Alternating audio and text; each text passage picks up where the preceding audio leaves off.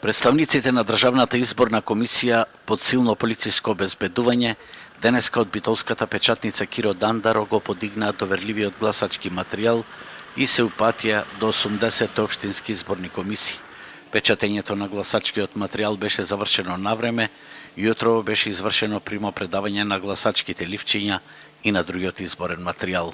Членовите на Државната изборна комисија го подигнаа материјалот и се упатија кон своите дестинации за достава до општинските изборни комисии.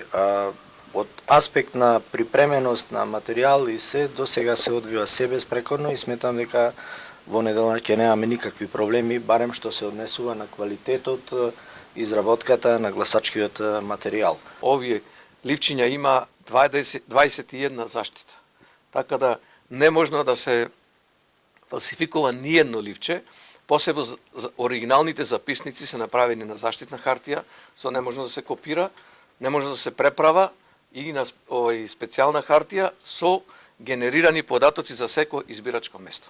Председателот на Државната изборна комисија на денешниот прес во Битола ги демантираше шпекулациите за изгледот на гласачкото ливче што се појавија на некои социјални мрежи. Гласачкото ливче го содржи знамето на нашата држава, редните броеви на кандидатите, имињата и презимињата на кандидатите и символите на политичките партии кои што дадоа согласност да стојат тие символи. Никакви други ознаки на гласачкото ливче нема и да не се доведува во заблуда јавноста дека има било какви други додатоци.